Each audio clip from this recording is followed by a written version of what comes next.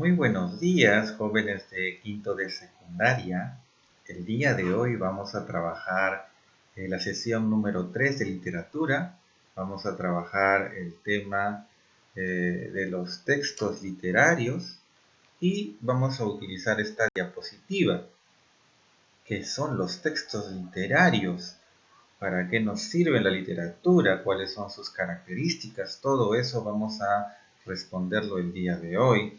Obviamente los textos literarios tienen ciertas características, cierta diferencia con los textos no literarios. Pero ¿qué es un texto? Básicamente un texto es un conjunto de palabras que tiene una idea, un mensaje que nos transmite un autor. En el caso de los textos literarios tiene una finalidad artística, y los textos no literarios tienen otras finalidades. Un texto descriptivo trata de describir un objeto, un texto periodístico, informativo, trata de contar lo que está sucediendo en el contexto. Un texto científico describe parte de la naturaleza. Un texto argumentativo busca convencer al oyente, al receptor. Y un texto literario, como ya dije, busca esta finalidad artística y representa de una u otra forma la realidad a partir de su creación literaria. Vamos a ver entonces cuáles son estas características. La primera de ellas es la originalidad. ¿Qué es la originalidad? Básicamente es lo diferente que lo hace a otros textos. ¿Cómo podemos encontrar una obra como la de Shakespeare o la de Cervantes, que son tan originales? Homero con la Ilíada y la Odisea son tan originales. Estas obras, sus personajes y su historia, algo que perdura en la humanidad. Nunca vamos a poder igualar estas obras. Pueden ser imitadas, pero nunca igualadas. El autor ha creado un personaje con una voz, con una característica, una historia con una trama que hace totalmente innovadora esta visión de la realidad. Cómo podemos encontrar un Aquiles, que es un ser casi divino, que tiene mucha fuerza, tiene mucho valor, pero también tiene debilidades, ¿no? Y eso hace que esta persona, este personaje, perdure en la historia, en la sociedad. Es lo mismo del Quijote, este personaje que lucha contra los molinos de viento, contra la injusticia, que es un idealista, pero que al final es derrotado por la sociedad corrupta y la realidad que se le enfrenta cruda y dura. Entonces, cada uno de estos autores ha tenido una visión original de la literatura, de sus personajes y de su historia. La siguiente característica es la voluntad artística. Todo autor ha creado un texto a partir de su propia conciencia de que son autores de literatura. Ellos han creado su mundo, han creado sus personajes a voluntad. Ellos entonces están desarrollando este universo de forma artística, como arquitectos de un contexto, de unas leyes, de unas normas y de unos personajes que son su creación. La tercera característica es la intención comunicativa. Es el poeta que crea emociones a partir de las palabras y los versos, un narrador que crea un mundo complejo, o un dramaturgo que crea una comedia, una tragedia, un drama. Estamos viendo que ellos tienen un mensaje que tratan de transmitir por medio del arte.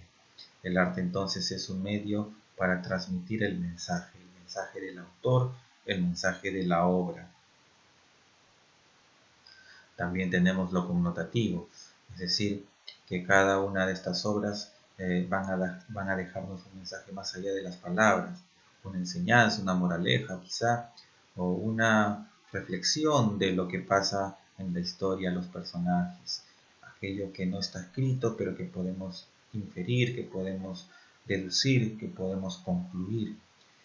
También está el mundo propio, cada historia, cada novela, cada cuento tiene su propio mundo, sus propias reglas.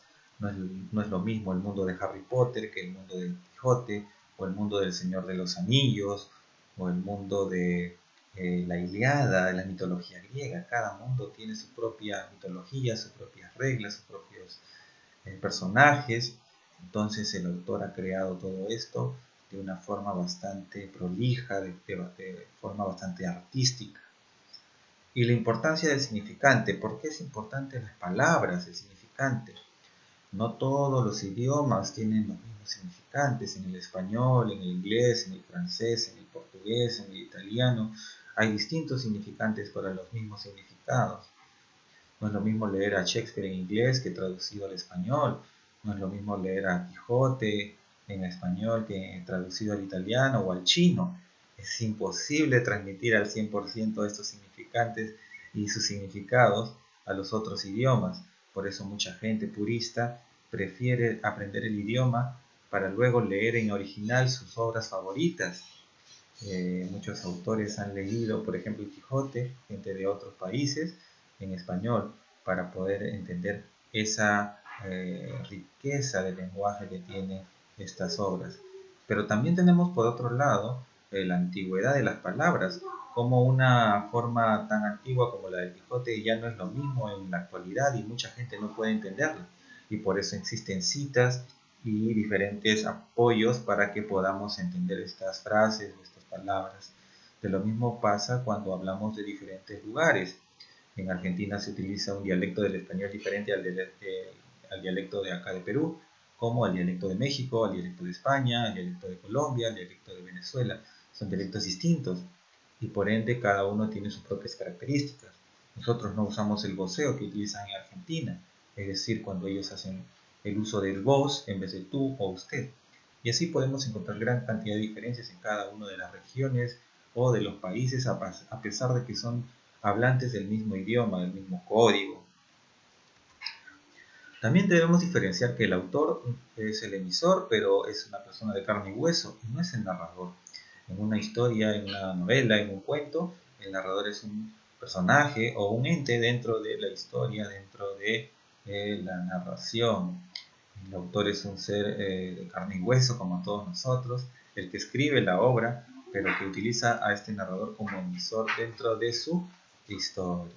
Entonces hay tipos de narradores, hay un narrador omnisciente, hay un narrador protagonista, un narrador testigo. Cada uno de ellos lo iremos desarrollando más adelante en las siguientes sesiones. Y para concluir diremos que el texto literario tiene una gran diferencia con el texto no literario. Ya lo habíamos dicho al principio, el texto no literario tiene otras características. Busca describir, busca contar exactamente lo que sucede en la realidad. En cambio, el texto literario se puede basar en la realidad, pero tiene su propia realidad. Es un mundo representado, tiene sus propios personajes, tiene su propia historia, básicamente. Y entonces es por esto bastante rico, bastante diferente y bastante original, ¿no? Vamos a ver entonces que el texto literario nos puede llevar a mundos diferentes, lo que no pasa con los demás textos. Bueno chicos, espero que les haya agradado nuestra clase el día de hoy. Voy a dejar unas actividades en la misma diapositiva que hemos visto para que ustedes puedan desarrollarla en su cuaderno. Y concluimos de esta manera esta sesión. Les doy un fuerte abrazo y nos vemos en la siguiente clase.